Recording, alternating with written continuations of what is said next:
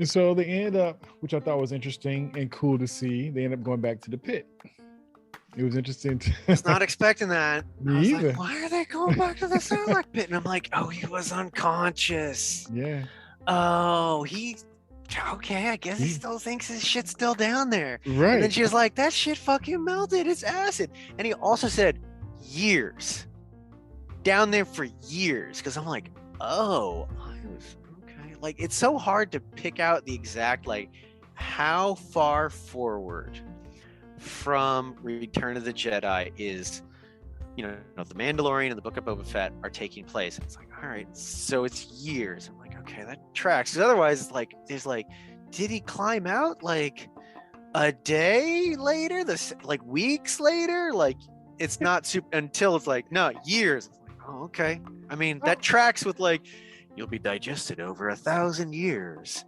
But he wouldn't be able to survive. Okay. So when he said it's really weak acid. I didn't know he said I didn't know he said years. I thought he was I thought he was commenting to what his armor was made out of. That's what I thought he said. Well, the metal components, yes. What is that called again? What is that stuff called Beskar. again? Okay, so they didn't say that for sure. Beskar. Beskar, okay. I think is how it's pronounced. But that was a whole thing in Mandalorian where like he's trying to get the full proper Beskar Mandalorian armor, and he was just gonna get a shoulder plate, and then he gets a whole bunch of it, and he gets the full outfit. So now stuff's like ping, ping, ping, bouncing off of him.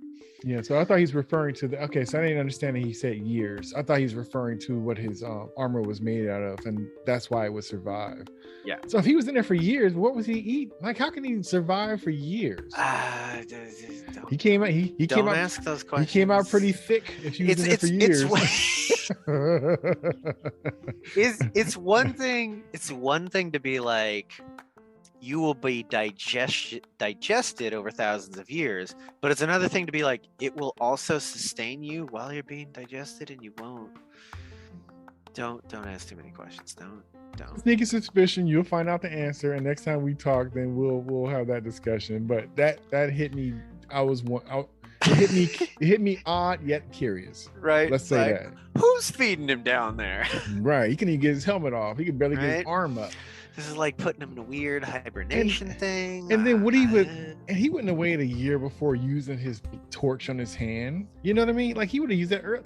Why did he wake up at all? Like, yeah, we gotta revisit that part. Because originally I thought it was like, oh, he gets knocked out. Right. He wakes up, later the same day, or something. And it's like, oh, I need to get the thing from the stormtrooper. Take the oxygen. Okay, now I'm awake. Flamethrower. Boom, I'm out of here. Like, whatever it was. Yeah. Like, years later. Like, okay. Yeah, we gotta verify. Hand wave. Yeah.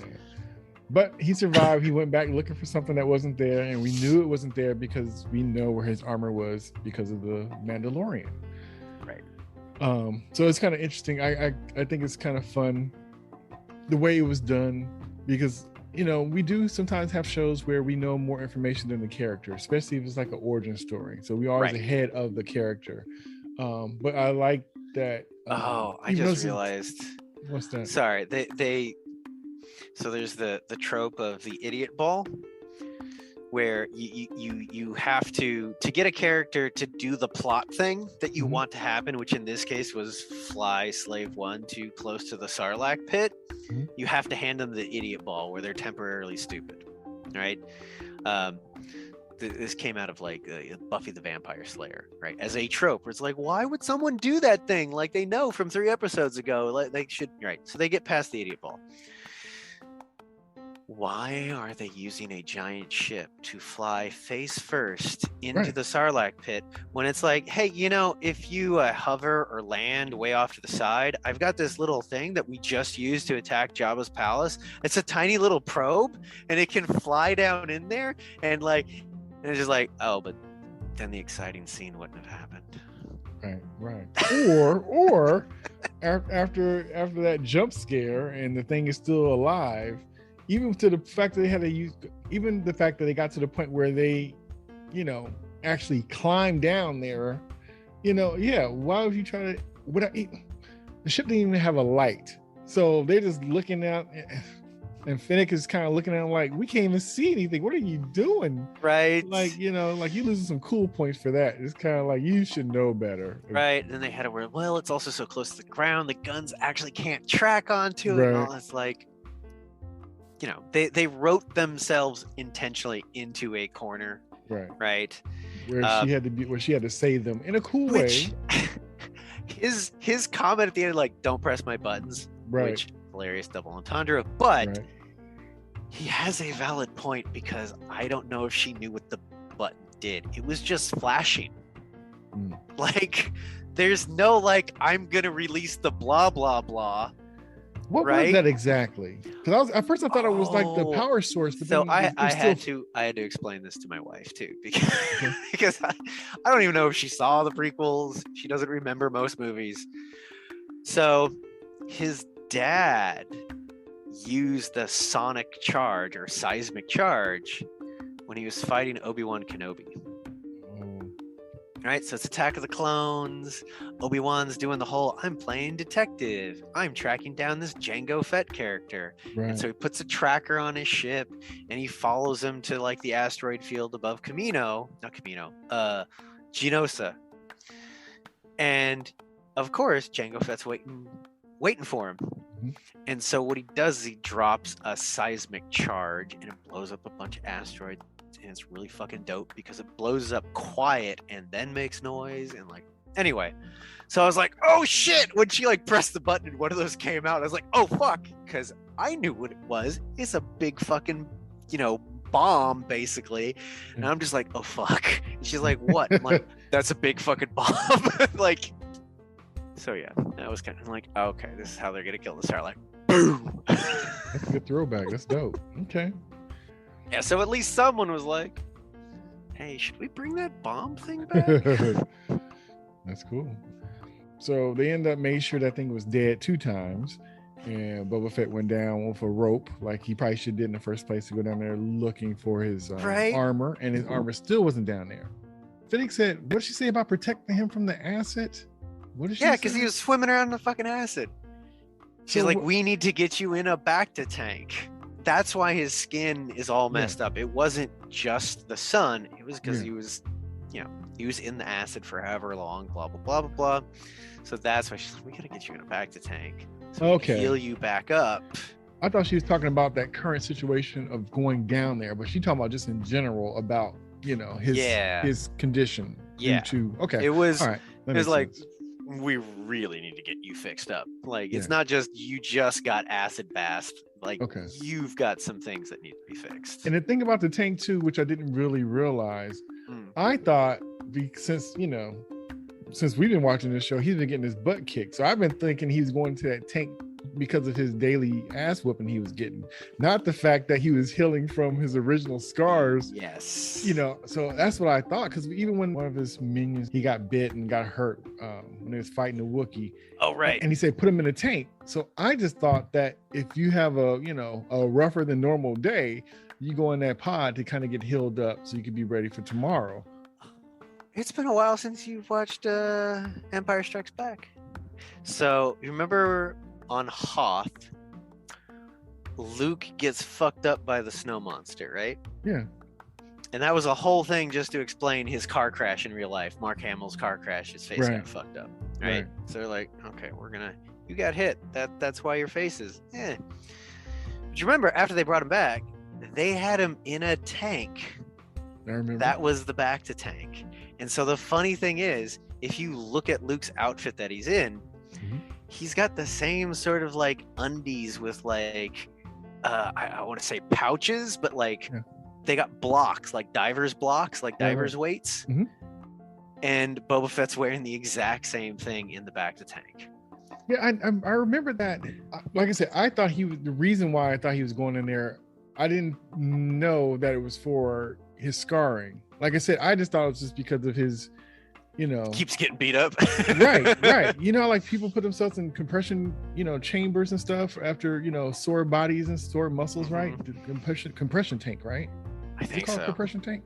Yeah, so I didn't know, like I said, I thought it was just because of the current situation that he's going through, not because of the, like I said, because I don't even think I even noticed that his scars were even healing throughout these episodes, to be honest. Yeah, definitely when they said like you're done healing, like if you look, he had that scar sort of running across his forehead, right, and it was like, it's pretty much gone. yeah, right.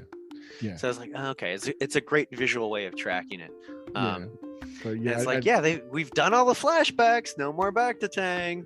Yeah, that's funny. Like I said, I thought he was gonna keep riding it out. Like I said, I thought it was just because of current situations. But that's cool, because really they used it well to kind of, show his journey, stitch together the timeline, as it were. Right. What happened between Sarlacc getting found, showing up on Mandalorian, finding Fennec, then showing up in season 2, and then you already have your armor. How'd you get your? And it's like, we got to answer all the sort of timeline questions, but we needed to set up his personal journey to who he is. Right, his mindset now. Today. Yes. Right. His mindset today. Yeah, so that was pretty cool. They end up going back to the bar, and that's when they came across the Wookiee once again. Oh, the casino, yeah. That was kind of interesting. It's so funny because it's like, there's part of me are like, wow, Boba's got really good timing that he showed up specifically to watch this whole altercation go down. It's like, okay, that's the writers doing things in one step. Got it. It was also, I really did like the casino owner basically coming up and being like, hey, you've got nothing to right. I felt like she was so close, and I think Boba joked as much, like, "Hey, you almost had him," but she did a legit job of you just ramping him down, right, soothing his ego. You got nothing to prove. You're a former champion, just also I'm gonna tell the audience your backstory, which I loved. I thought, right, worked well. It's like it's motivated by what's happening in the scene. Yeah, she has to tell the character his own backstory, right? And then he's just like, fucking rips the arm off. Right, and offered to flip his bill. And the funny thing about it is, he didn't even care about that. He paid anyway, and then walked off. Like, I got money. I don't need your money. I got money. That was too cool. Yeah, that. And again, for one of those things of avoiding fan theories, because there's oh, what's the secret backstory to the Wookiee and the Transdotians? And it's I don't care. Just wait for the show to tell me.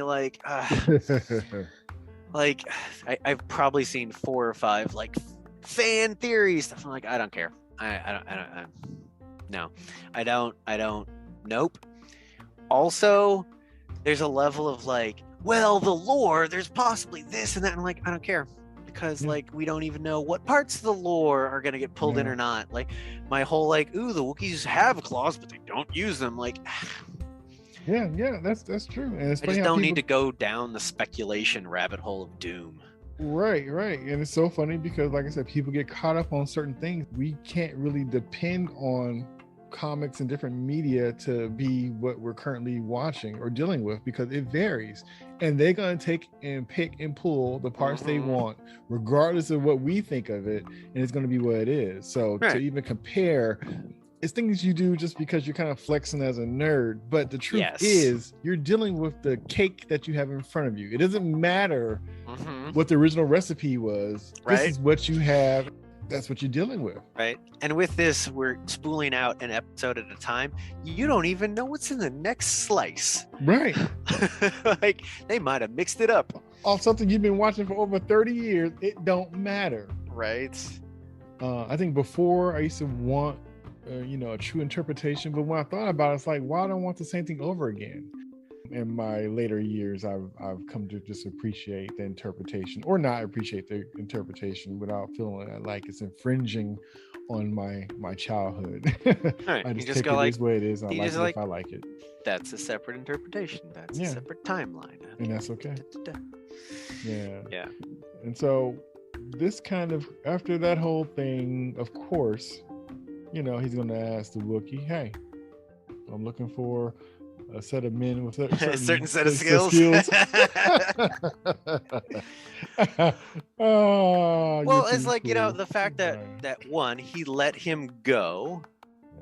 but Boba Fett's a known sort of quantity, sort of within the bounty hunting, and it's like he gets to make his own version of the same argument that he did with Fennec, which is like, Right. you can stop working for idiots. Right. Like, if you want to like join up with some competent people, Right. right? Stop risking your life for fucking hooligans. Mhm. So yeah, I bought that exchange pretty well. Yeah.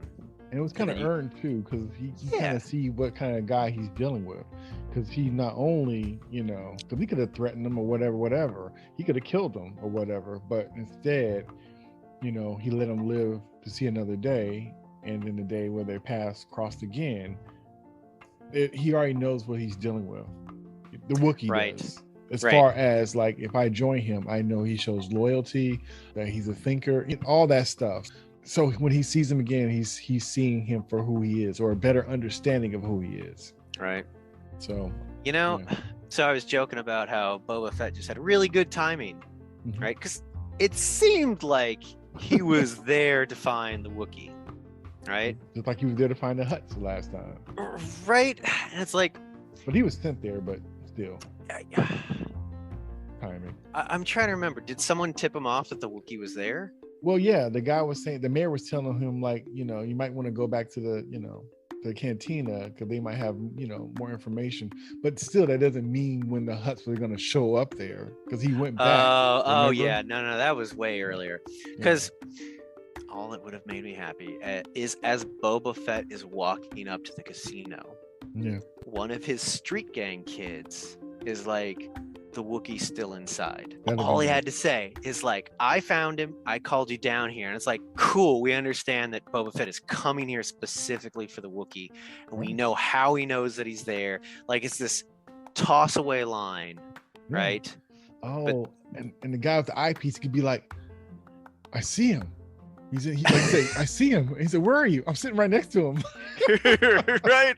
I'm standing 2 feet from him. He's right Right. here. It's right here. Now he's Versus- wondering why I'm talking out loud. Come quick. He heard me. He heard me. Come quick.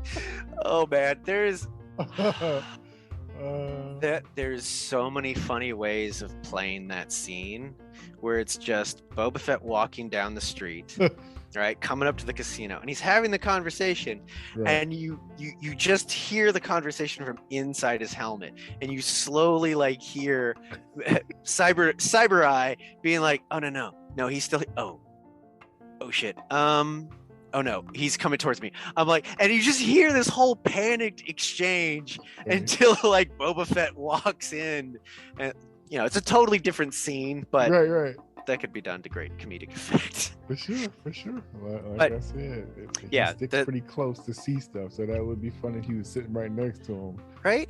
If that, him.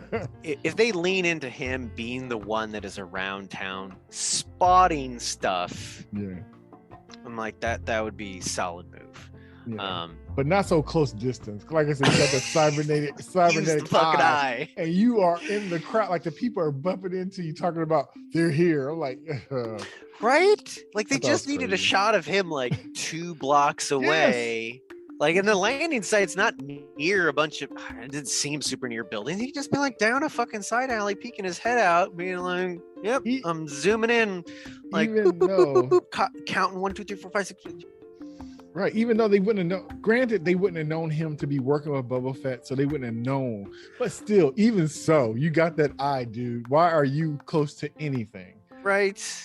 Like, I just thought it was just funny, but Yeah. you know. Silly stuff.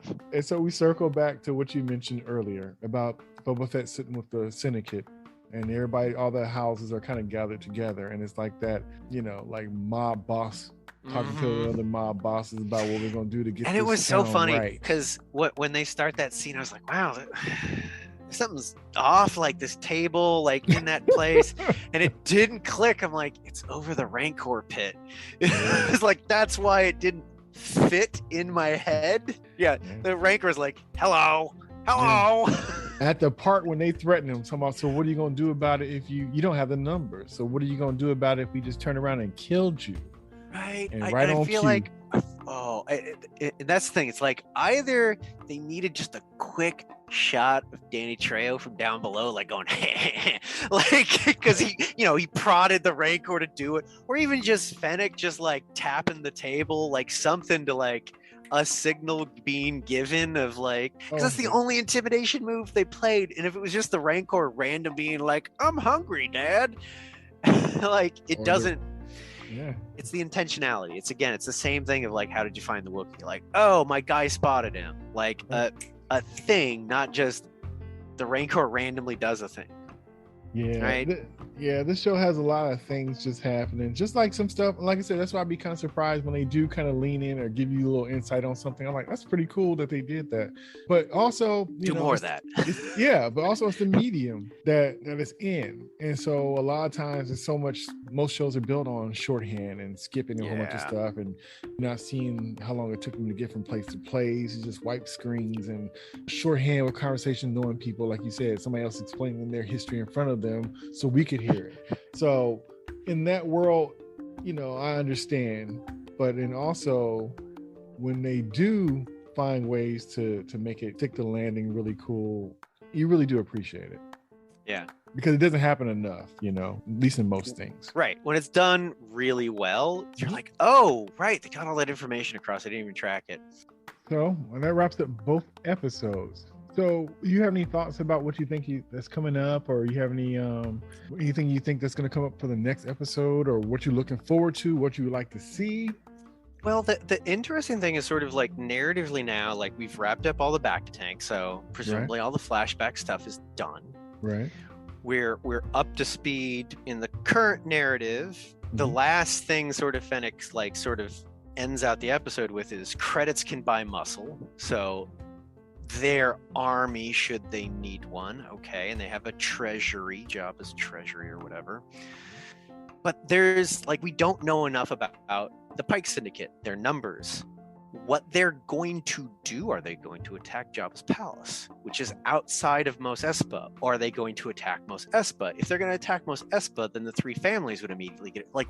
We don't know what either side's win condition is, aside from be in control, but we don't know how they're going to do that. Right. So I really don't know what direction they're going to take it. I do also want to see more of what does the role of water seem to play in the Pike Syndicate with Tatooine and everything else. Because going back to Peel, Mr. Watermonger, Boba was like, no, you're going to cut your fucking prices now. Right? Which that's probably going to have consequences for Boba as well. There's Peel as an individual can't really do much, but there's a whole industry apparently of overcharging for water, and that's going to upset those established water crooks or water barons. Mm-hmm. And Boba's probably going to be like, no, you got to put reasonable prices, because as someone who just survived in the desert, I understand the importance of water. Right? So that'll be interesting to see sort of just the whole role of water on Tatooine and what effect, Boba, because he's gonna win. Let's be honest, he's gonna win, right? Yeah. The whole thing is just how, at what cost, right? And what will be his mark on the environment in the situation? Right. And how big can it be? Because we are messing with a set history. In a way. Well, no, not really, huh? No, because that's the thing. True. It's after Return of the Jedi. It's years later. It's not going to interfere with Mandalorian because it's on the same timeline as Mandalorian. Yeah. Tatooine had no effect on the sequels. So okay. Who knows what they do with it? I mean, I don't think it's the only. Oh, that's the other thing. Darth Maul's dead. That's the thing I was just remembering. So I was, saying, oh, it's going to be Darth Maul's syndicate. And I was like, wait a minute. No. Because if you go off of Rebels, which Dave Filoni wrote, Darth Maul comes to Tatooine because he's got his grudge against Obi-Wan, and he comes looking specifically to kill Obi-Wan. I've only seen this like once or twice, and I think he can basically see the Lars farmstead way off in the distance, and he's like, oh, you're here protecting someone. He's like, ooh, something I can destroy that will upset you. And then it's like Obi-Wan's like, all right, fucking game on. And it's like just boom, one cut and Maul's down. It's not a big fight, just bam, and Maul dies. So Maul's dead in continuity. So his syndicate ain't gonna fuck. Oh, maybe his syndicate could, but he's not gonna show up. And I'm like, I don't know. It seems like these shows be pulling like a rabbit out of the hat towards the end, you know, kind of throwback. So the thing is that his syndicate, of course, got very much not even subtly hinted at in the Han Solo movie. And so Kira, Queen of Dragons, oh god, I cannot remember the actress's name. I thought she did a really good job with the role. She joins and takes over the local sector of his syndicate. So it might be she's still alive and her character might show up again. But it seems like it's just going to be the fucking Pike Syndicate, and that's fine. Let's do a new thing, right? I've never even seen these fish people before, so yeah. Oh, really? Yeah, no, I haven't seen them. The what was it? The Aqualish that were at the captain's meeting. The dog people, which I've seen them a few times in like, you know, the Star Wars role-playing game books, and I was like, I don't remember those guys. But yep, they're something from the continuity. I just don't remember what they're called. And then was it the Transdotians were the other faction at the table? Yeah, I don't know what they're gonna do with it. I hope the action's a little bit better. Like again, the car chase, Right. The train chase, if it's on par with that, cool. That was good. I thought the Jabba Palace thing, that was not bad. I think the other fun bit that comes to mind when they had the flashback to Fennec and Boba after she's been cyborged up and they're having their little chat at the fire. That was like, oh, okay, they're using the fully immersive digital environment where they're actually projecting like it's giant, you know, not green screens, but you know, literally a wraparound dome of LEDs.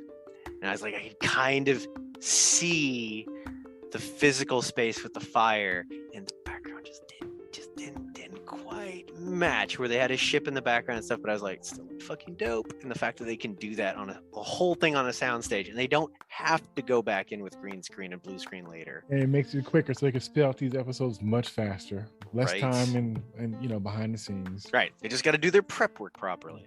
Right. But yeah, I don't know. What are you looking for out of like the sort of the rest of the season? You know what? With this show, when I saw what I thought he was going to be, Boba Fett was going to be, was kind of like thrown out of the window.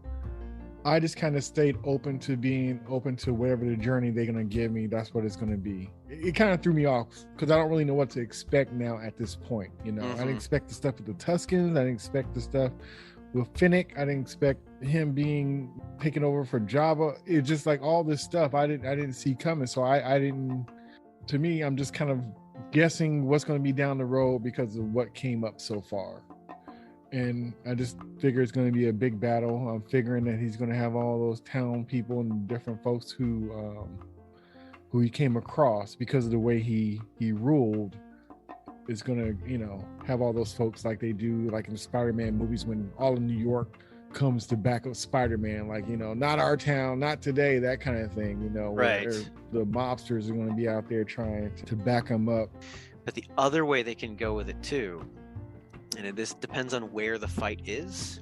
If the fight's at Jabba's palace, this opens up possibilities. If they can pull the Pike Syndicate to try and attack Jabba's palace, because if Boba Fett either now decides to do it or is revealed that he already did this, that he went to the other Sand People tribes and was like, I was part of this tribe.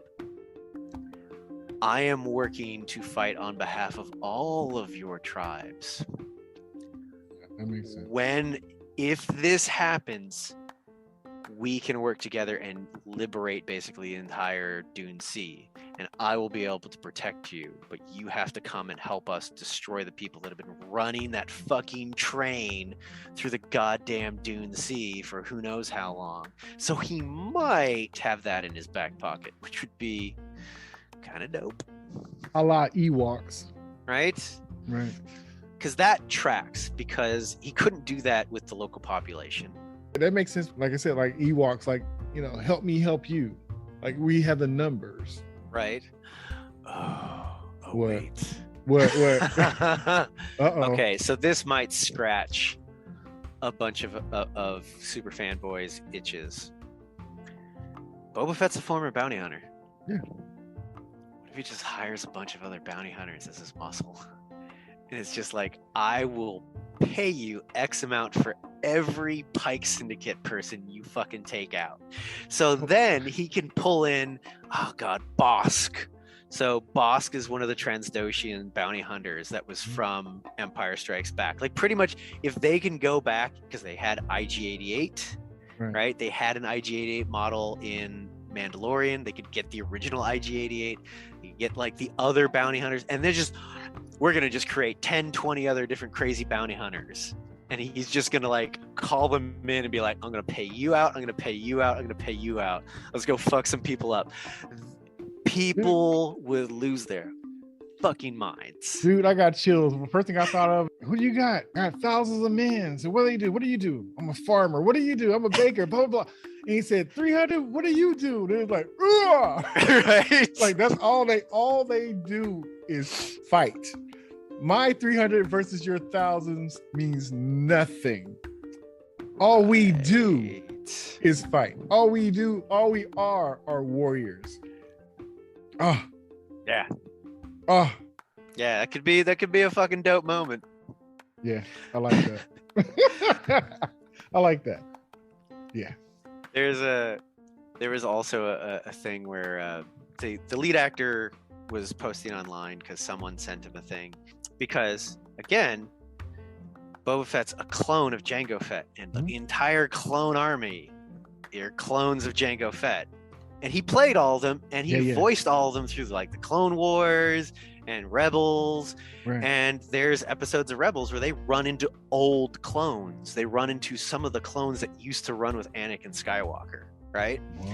And they're all hanging out together, and they're all old and stuff. And it's like, so he could play all those characters too if they're kicking around. And he's like, I sure as hell would not say no. I mean, he's played as a voice actor. He's played those characters already. I don't think he's going to be like, I'm going to call in the clone troopers or some shit like that. No, but anything's possible. And think about it, they probably have their helmets on for the most part. They'll just have the one for the reveals just to kind of show what's up.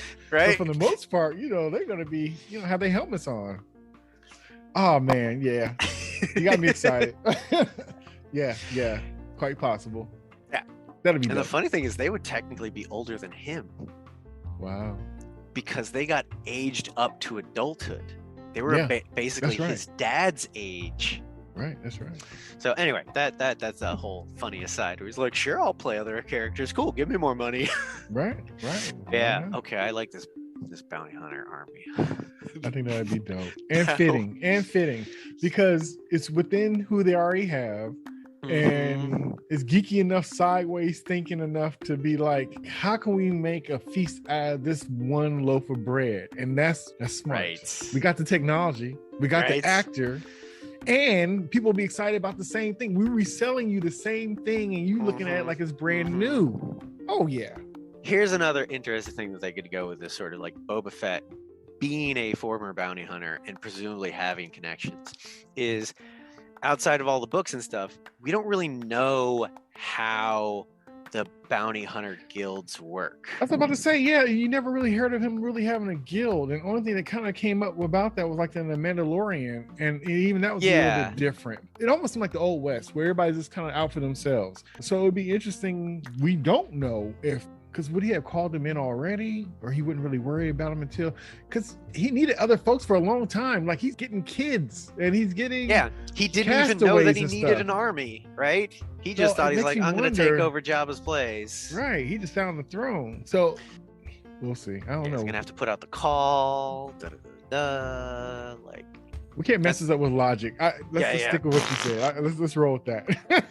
Just gonna hand wave. Right. Let's don't mucky this up with. See, I could buy him thinking I might need the Sand People's assistance at some point. So I'll build that bridge in case I need it.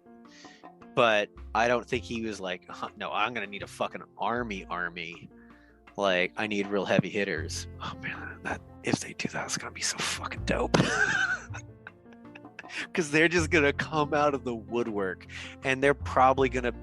So you remember in the Mandalorian, he finally gets his armor back, right? And he basically comes into that fight with all those fucking stormtroopers, and you can, even though this is online, it's the equivalent of like a big scene in a movie when like Captain America picks up the hammer, like, and everyone's just like, oh shit, because that was the moment for fans of like, this is the first time Boba Fett's back, and he just wrecked shop with those stormtroopers, and you're effectively gonna have like 20 other versions of that in their own unique flavors of just wrecking shop. It could be chef's kiss. I got my fingers crossed. Let's hope that I hope I'm not getting your expectations up. Let's just hope that they have to have something like that. They have to. Well, the other thing too is he has Slave One as well. Yeah. Like he has a ship. What he did to that speeder bike gang, if the other side is not bringing similar firepower to him, like it changes the whole game from like it's a ground game to like no, it's an air game now and a ground game, and who knows what other thing is going to come into play. Right. So it could get delightfully complicated. So you mentioned that Slave One ship. So we have to have this conversation later. We were going to talk about this before. You saying that reminded me we still have to have a conversation about that ship, the ship name, the controversy, and blah, blah, blah. Oh, right. So that's going to be an interesting conversation. So yeah, look forward to that. I like how the lead, even months ago, was like, it's fucking called Slave One. Like, he was not a nice person. Like, he didn't name his ship Justice for All. But you know, technically the clones were slaves, so it almost lines up with all the rest of that stuff. But you know, anyway, it's funny how certain things is just there for innocent and for play and for all this other kind of stuff. There's plenty of things that's used messed up the wrong way, you know, to be used as a weapon, to be used as a slight. But there's a lot of stuff that's just innocent, and it's only funky when you try to twist it into being something funky. Well, here's the other fun thing that came out recently. There was like a footage of George Lucas talking about Boba Fett back in the day, and he was like, he was just like a side baddie. Like, he wasn't meant, they didn't think like, oh shit, this guy's gonna be fucking dope and everyone's gonna be all about him. It's like they accidentally created, I wouldn't say they created it, because like this is sort of a classic trope of the silent badass, and they should have had a hint he was going to be super popular, but they didn't have any plans for him. And even George was like, yeah, we kind of did him dirty, killing him in the way we did in Empire, like Return of the Jedi. I was like, but hey. Because I remember them saying, like, you know, he didn't come out the way that George really wanted him, so he wasn't really tripping about what happened to him. Because the mystery allows you to fill in as much potential and allows you to step into the role. Right? Because you're like, oh, no one knows his mysterious past. I have a mysterious past. Yes, I can be Mr. Badass. Right. And it's the perfect blank slate for people to project themselves onto. Right. But yeah, so I guess that wraps up our conversation about Chapter 3 and Chapter 4 of the Book of Boba Fett. Ryan, as usual. It was good catching up with you. Always enjoy your insight and your theories with the dangerous knowledge that you have. With others, it's just an opinion, but with you, it's almost future telling at times. So. Oh, the nerdy shenanigans. Hey, I love it. I love it. I really want to see them for a season or two. Keep the different shows separate. Right? Like they brought in Boba Fett so he could go off. They brought in Ahsoka so that she could go off, right? They use Mandalorian to launch these other shows. Now keep them separate for a while, like a full season at least for all of them, and then you can start having them cross over again, right? Let them time to breathe on their own, right? They're gonna have to sort of give space for that. Right on, man. So I've been Jay, and he's been Nerdy Ryan.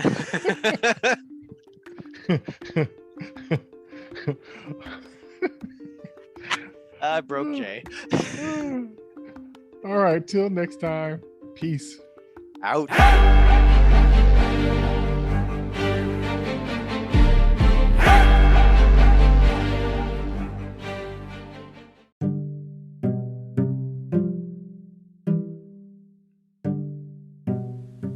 Hey, this is Jay, and I hope you're enjoying the conversation so far. I just want to let you know that this conversation is part of a larger conversation that continues on the next episode. Thanks for listening.